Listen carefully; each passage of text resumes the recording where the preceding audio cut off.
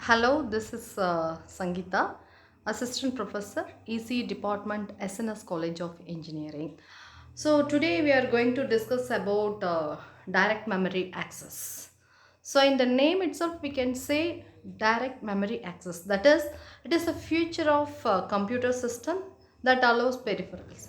So peripherals means devices such as disk drives, network cards, and graphic cards. To access the system's memory directly without involving the central processing unit CPU, that is the processor. So DMA is used to improve the efficiency of data transfer between devices and memory. So it is a hardware device that allows IO devices to directly access memory with less participation of uh, processor. So this is the block diagram of DMA controller in a computer system. That is, all the processor, main memory, and all the peripheral devices are connected through bus. So all the systems can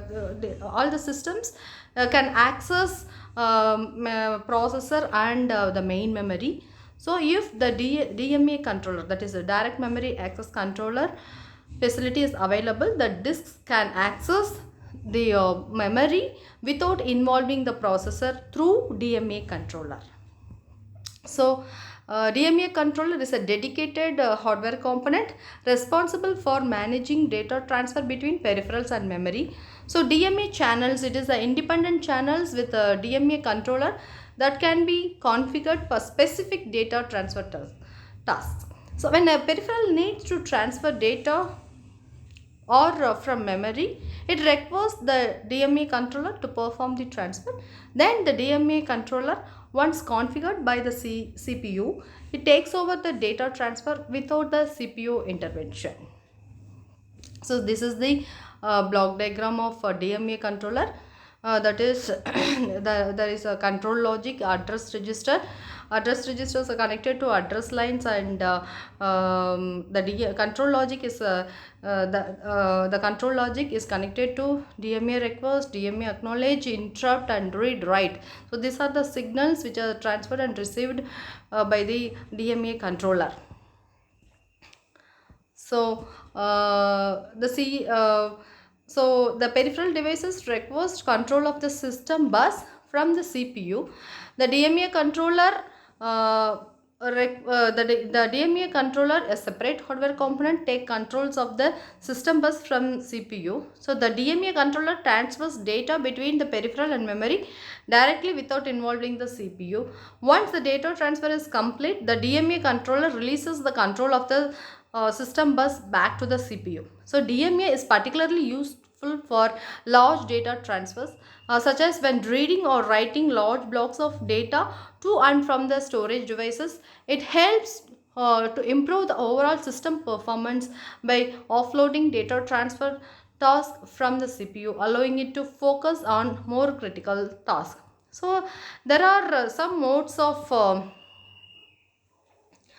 DMA, including burst mode, cycle stealing mode, and transparent mode. Cycle stealing, burst mode. In burst mode, buses are handed over to the CPU by the DMA if the whole data is completely transferred, not before that. So cycle stealing, DMA controller takes the control of the bus for one transfer cycle at a time. So in the block transfer, that is DMA controller maintains the control of the bus for an entire block of data transfer, uh, entire block of data transfers. So DMA is a fundamental concept in a computer architecture and is widely used in various computing systems to enhance overall efficiency and performance. So here I have listed some of the advantages of DMA controllers. The CPU is not involved. DMA requires very few clock cycles, and it distributes the workload very appropriately. It helps the CPU in decreasing its load. So there are some disadvantages. So DMA suffers from cache coherence problems, and it increases the overall cost of the system, and also it increases the complexity of the software. Hope in this video you can understand the concept of DMA controller. So a little evaluation. um, what are the modes of operations? So there are three modes of operation: cycle stealing, block burst mode, and block transfer mode. Okay, hope you all enjoy this video. Thank you.